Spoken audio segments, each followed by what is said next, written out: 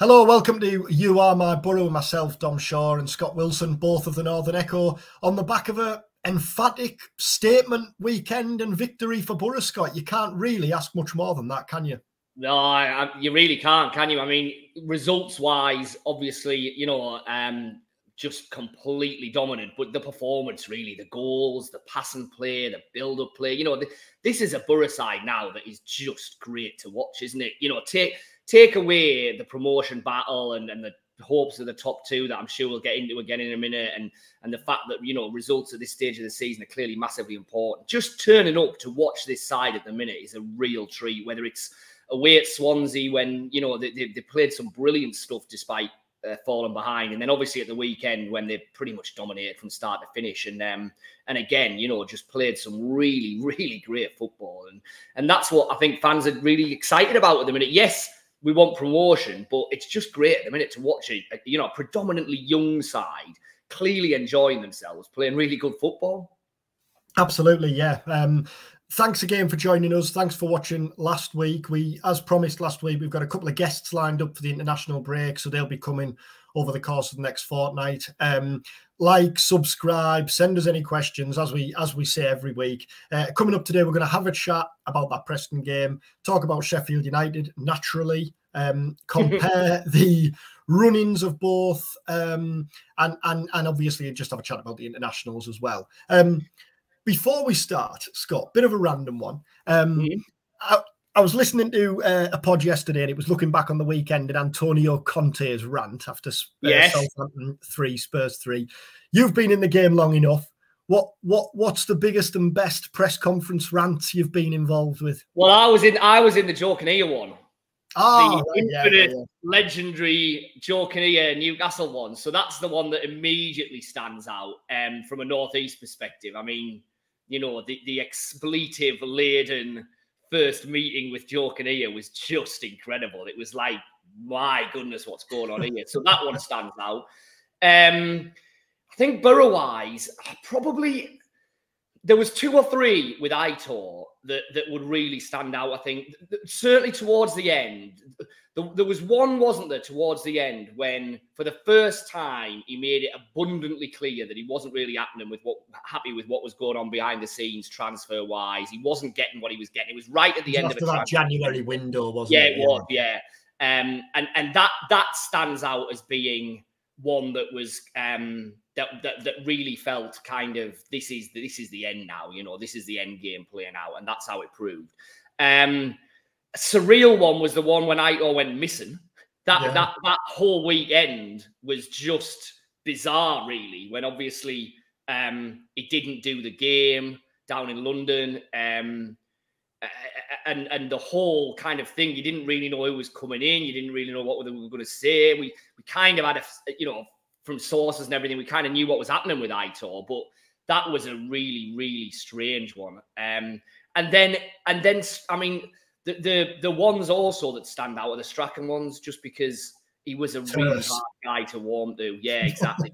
Yeah. Hard from a press point of view, just hard from a personal point of view, really. That I found him really difficult to build any kind of rapport with, and have any kind of warmth with. You just felt like he was constantly trying to trip you up, find you out. Which, okay, fine, if that's the way you want to do it, but in a really condescending way. And yeah, I found that really difficult. What about you? Just quickly then, on the opposite to that, and I guess this ties in with the fact we're going to Neil Warnock's Huddersfield Town next week. But Warnock was great during that lockdown, wasn't he? In the Zoom press conferences, I always remember the game when Boro were postponed over Christmas and Boxing Day, I think, and Warnock did a press conference anyway because he knew we'd have stuff to do. Yeah, I mean, he was just who were the best you've dealt with then, Boro-wise? Warnock will be right up there from a press point of view, definitely, because he just knew the game so well. He knew how to play it. He knew what you needed, and also he was just a nice, friendly guy, and that's a lot of it. Just someone who'll have a bit of a chat with you, take a bit of interest in you. You can have a bit of chat with them about things wider than football and Boro and things. And that because if you're seeing these people 2 or 3 times a week, you do build up some kind of a relationship. And it's nice to be able to talk about life in general, what's going on. And Warnock was certainly like that. And like you say, the Zoom period was really difficult. You know, we didn't spend a lot of time in a room with Neil Warnock, really, for all the time he was here. And yet, on this medium, he was absolutely brilliant. Certainly better than probably the other managers who I encountered that time doing the same things, where it was a bit more stilted and a bit more difficult. So he'd stand out. I mean, I know it obviously didn't go particularly well for him at the end of Boro, but it was, you know, Gareth was just so nice as well. Such a nice, friendly, polite bloke. Wanted to take an interest in the job you were doing. Wanted to help. So he was really good. I mean, I always got on quite well with McLaren. I always thought Steve McLaren was good value in a press conference. Yeah, he could be prickly at times, and obviously there were, you know, real ups and downs during his Boro career. But no, I have a lot of time for Steve, and, you know, still do. And I think I look back on his time as Boro boss as a really good one as a press man. Warnock once turned up in your village on his bike, didn't he? As promised. Repeatedly. Yeah, it was brilliant, actually. So, he used to drive his bike kind of round and round, and he had these few little routes, and we got talking, and it turned out that one of them pretty much went through my village, which is kind of near Yarm. And anyway, the woman in the village shop is a massive Boro fan, goes to all the games, loves the players, loves Warnock, loves all of it. And I said, it would absolutely make her day if you could turn up at the village shop kind of unannounced. Right, okay, I'll do it. Sure enough, literally the next day, I wasn't there, but by all accounts, she's called Yvonne, and she'll be watching this, actually. She is a You Are My Boro subscriber, or she tells me she is, so she better add me. But he turns up in the shop and kind of completely unannounced, just flings open the door. Right, who's Yvonne? And there they go. So yeah, happy days. Oh dear, brilliant. There aren't too many managers in the top 2 tiers who spend their days off belting around the villages on the bikes and calling in. There's not. Saying hello to Boro fans, exactly. Yeah. More Warnock chat next week, no doubt, as Boro build up to that game at Huddersfield. Before we look forward, then let's look back. That Preston game. The Reading win was obviously hugely emphatic, and yet, with respect, it was against a team that were smarting from the news that they were going to have points deducted, were struggling in the league, had a wretched away record. Preston were unbeaten in 7. The manager, Ryan Lowe, was talking about playoffs. This has to go down as one of the most impressive and emphatic victories of the season. Yeah, absolutely. Yeah, absolutely. For those reasons, as you rightly say, that, you know, this was against a side who were on the up, were coming full of confidence, and like you say, had admittedly outside, but an outside chance of sneaking into the playoffs had they been able to get a result. And it was just a performance that you know, Boro dominated from start to finish. That was the thing. At no stage in the game were they really knocked out of their stride. They played the football they wanted to play, and I think that's what's been one of the most impressive things under Michael Carrick. That, you know, he's come in with a way that he wants to play, a style that he wants to play. You know, possession-based, front foot, but possession with a purpose, being effective in the final third, you know, high energy, high work rate. And that's stayed pretty much constant through every game Boro have played. And that's impressive. Now, you know, let's see if that's still the case when the real crunch comes. But everything suggests that it will be. You know, like I think it was you were saying on a pod the other week, we're not going to see Zach Steffen all of a sudden lumping it 80 yards because the pressure's on and they need to get rid of it. Boro play a certain way now, and every player knows their role in that, and every player knows how they're meant to, you know, build up from the back. And at the minute, it's enabling them to get a real dominance over teams early in a game. Even in that Swansea game when they went to go behind, Boro was still the dominant team in that first half in terms of dictating possession, dictating the tempo, dictating the pace of the play. Maybe a little wobble for 5 minutes after Swansea scored, but that was it. And then again with Preston, Boro imposed their style of play on the opposition. And that must be great as a manager, being able to watch your side do that. It's funny, isn't it? Because last week we talked about, you made the point that if Akpom stopped scoring, it wouldn't be the end of the world. Now, obviously, Boro don't want that to happen, but they've got scorers everywhere. You look at Cameron Archer getting a couple of goals, Marcus Forss scoring again.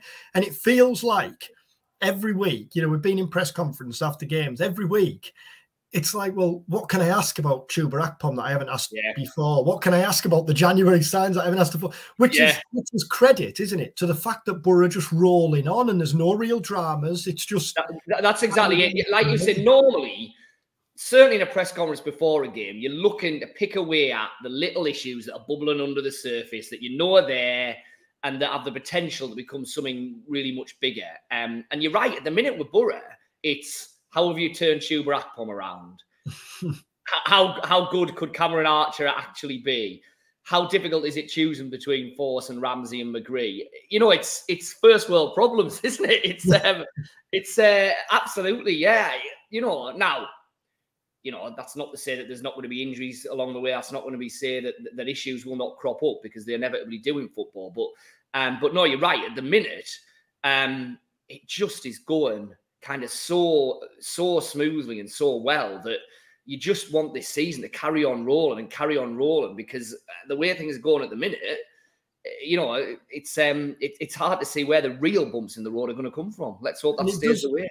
You made the point in the intro there where you said it's probably the most entertaining Boro team or the most pleasing on the eye we've seen in, you know, God knows how long. It does feel like every week there's almost a new record. So it's, you know, Akpom, the first to get 20. Akpom, the Riverside goal scorer. Boro goals scored. What is it? The most now since the Merson promotion season. It feels like that, doesn't it? Now you forget that it's only 3 or 4 years ago that Boro, over the course of 2 or 3 managers, had a wretched problem with scoring goals, didn't it? Pulis, Woodgate, Warnock, and Warnock made the point, didn't he, when he came in that.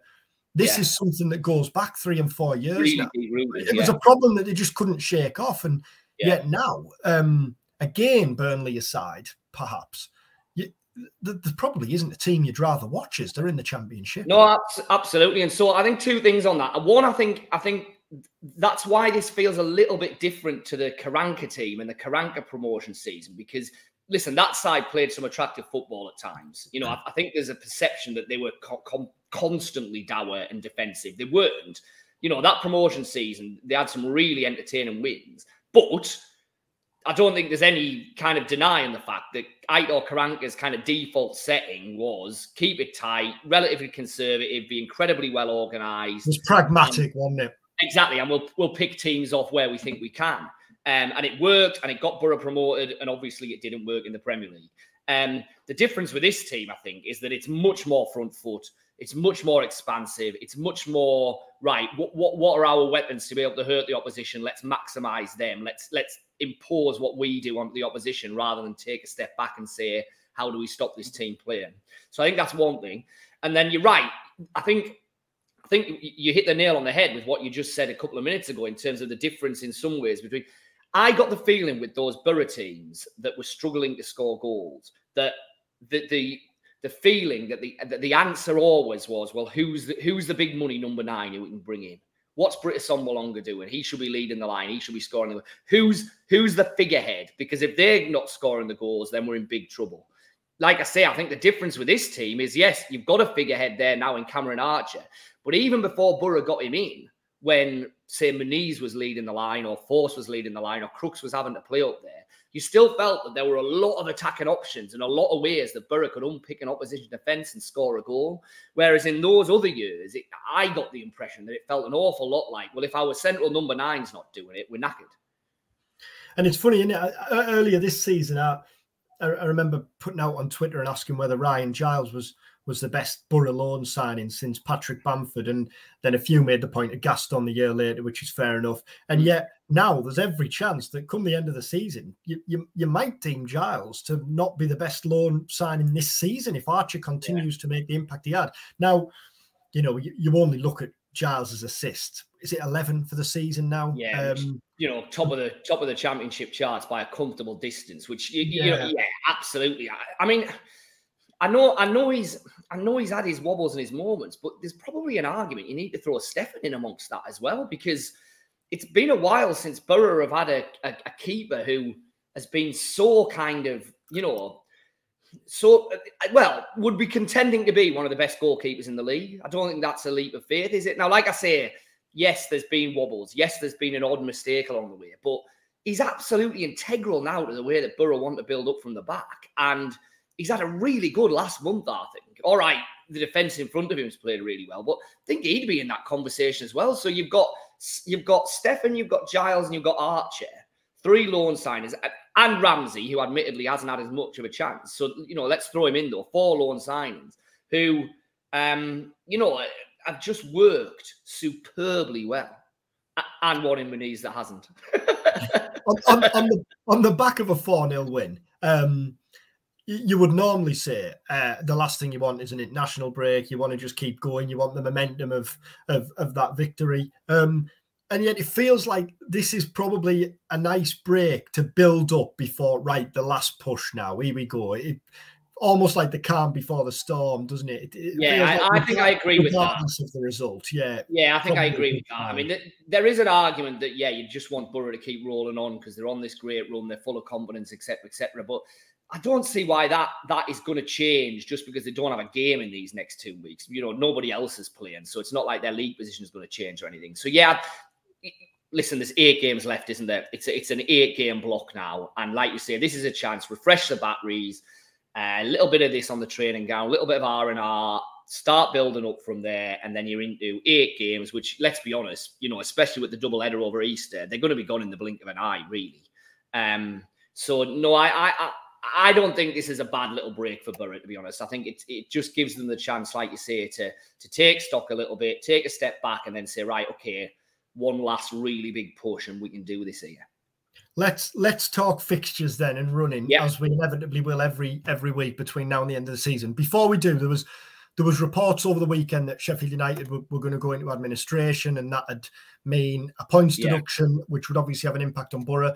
Just quickly, Stephen Bettis, the Sheffield United CEO, said at the weekend, we are not going into administration is the answer. There is not even a threat. Let's be brutally honest. If you look at the Championship, everyone knows every club is running as tight as they can to the wire because the reality is the amount you invested. The first team makes results.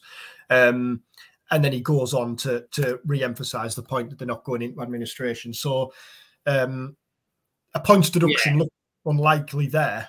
It does. I mean, listen, he's kind of right in the Championship, isn't he? We've seen Wigan. There's an awful lot of talk about Reading and what's going to happen there. And then obviously there was the Sheffield United talk. I mean, there's clearly off-field issues at that club that have never properly been resolved since the days when the, the 2 kind of prospective owners were going head-to-head and the whole thing went to court and it was an almighty mess. It feels like this is probably still a little bit of a hangover of what was going on there. So, in some ways, there's no smoke without fire. There's clearly issues there. There's been, transfer issues, etc., etc. But you've got to take that on face value, haven't you? You've got to take on face value that the head of that organisation is coming out and categorically saying, look, we're aware of what's been said about this, but we are not going to go into administration. So, listen, Boro can't really be worrying themselves about what is or isn't happening there. You know what I mean? I mean, Sheffield United now obviously have a Wembley semi-final to look forward to. You would imagine this cup run will have brought in a reasonable amount of revenue already. It's going to bring in a fair bit more when they get half the gate receipts for a Wembley semi-final. So that's got to help them a bit as well. I guess it's not helpful to Sheffield United, is it, to have all this going around? That's all you would say. To have any suggestion or any rumours or any, stories flying around, it's not helpful when you're in the real business end of the season. So I guess Boro just have to say, okay, that's going on. Maybe it won't help them, but we've just got to get on and do our stuff. Before we look at Sheffield United's fixtures and Boro's that are running across the bottom of the screen now, what do you make of the running? Where are the dangers? Where are the opportunities? Yeah. That Birmingham home game looks huge, doesn't it? Straight off.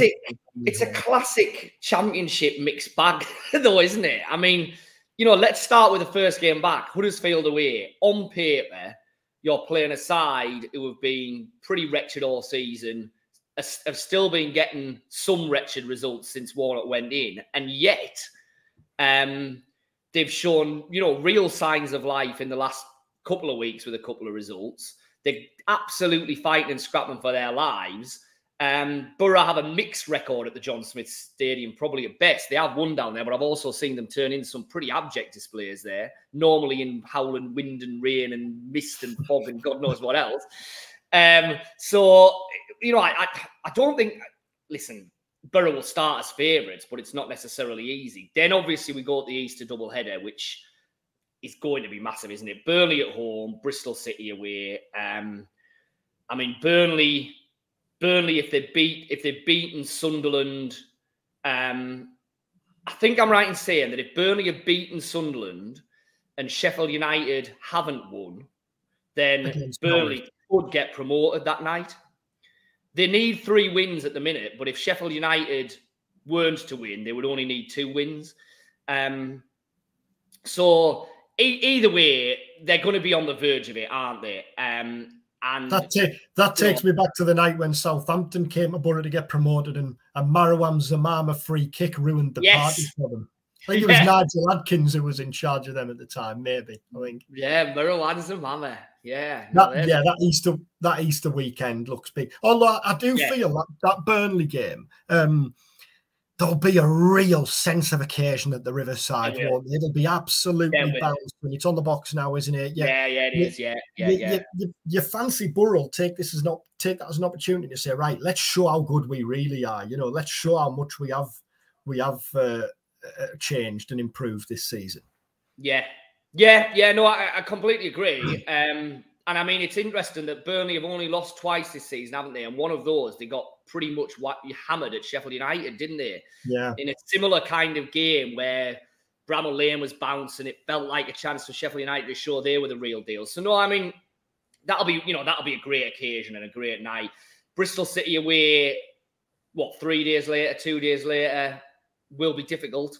And then obviously you've got the 2 back-to-back home games, Norwich and Hull, which, depending obviously to a certain degree on what's happened, you know, they could be decisive. That could be the point where if Boro can take 6 points from those 2 home games, then that might all of a sudden put them in the driving seat going into the last 3, of which Luton away stands out as a really, a really potentially decisive and obviously difficult game.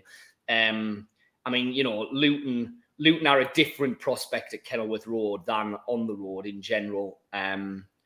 You know, it's a really tight, it's all the cliches, isn't it? Really tight, old-fashioned ground. You would imagine that really whatever happens, Luton will probably be going into that with their playoff hopes still to a degree up in the air. It's going to be a really big game for them. It's going to be a really big game for Boro. So yeah, that's got the look of a really big game. And then you're running Rotherham away, Coventry home. I mean, Rotherham away, on paper, it's a pretty nice last away game, isn't it? You would take that, I think, although obviously remains to be seen what Rotherham are kind of playing for and fighting for then. And then Coventry at home, could be that Coventry need to win that to get in the playoffs themselves. Could be that they're already out of it by then.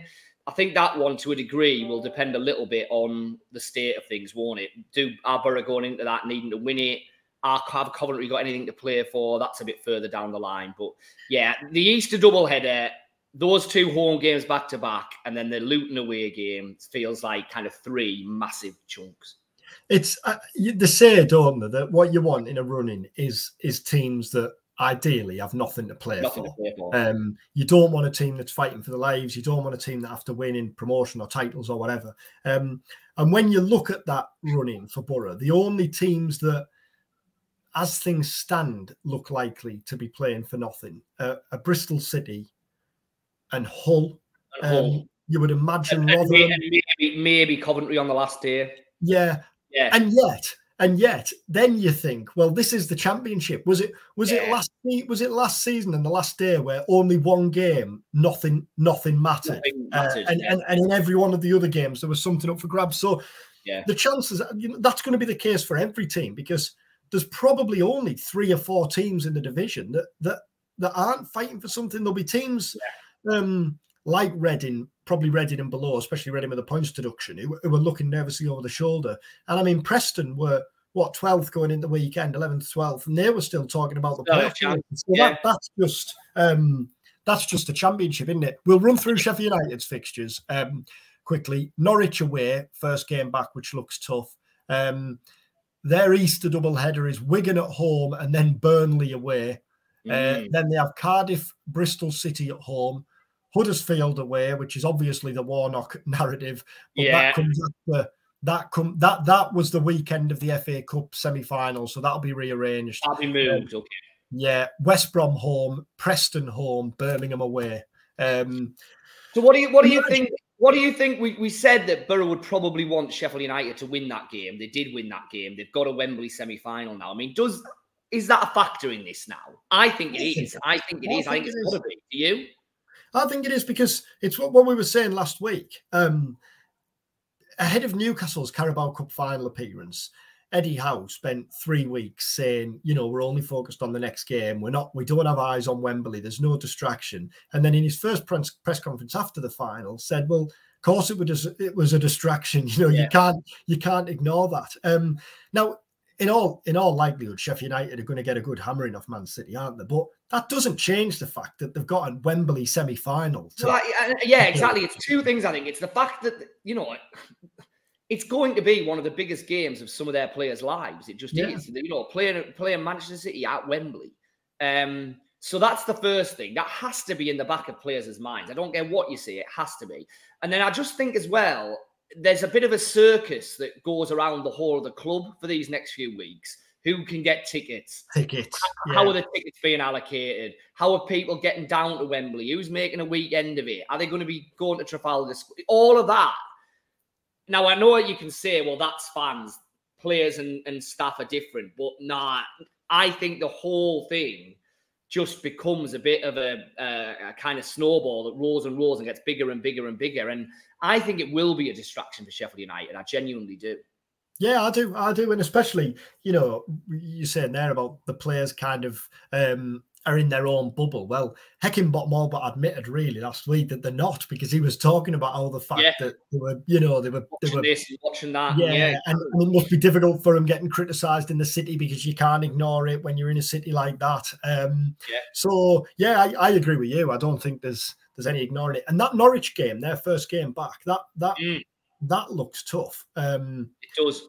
There's every chance. Well, I mean, so two of their first three back are Norwich and Burnley, aren't they? Yeah. Which, they've not been on a great run playing against the top teams in the last, month, Sheffield United, have they? As we've seen, they've had wobbles against sides who have been up there. So you're loath to make predictions, but at this stage, you'd imagine that it's a better than even money shot that Sheffield United will drop points in at least one of those games, I would say. I would be very surprised if they can come out of the next 3 games with 9 points. Oh, yeah, 100%. Really surprised. So there's going to be a chink there for Boro, I think. It's just a question of, can Boro then get the maximum points to exploit it?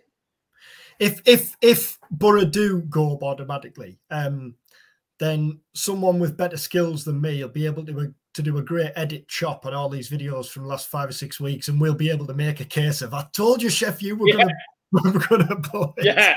Yeah. Or alternatively, do the other way, as when we say. Well, that wasn't my thinking as well. Yeah. Hopefully, no Sheffield United whiz kids are watching this. Exactly. And can get to work. Well, cheers, Scott. Thanks very much. And as I say, stick with us, because we've got plenty of content, Boro content coming on the Northern Echo site and in the paper over the next couple of weeks. And we've got some guests lined up here, hopefully a couple before Boro get back to action a week on Saturday. Please like, subscribe, and as we say, send us any issues or questions you want us to discuss. Thanks, Scott. Cheers, Dom. Bye, everyone.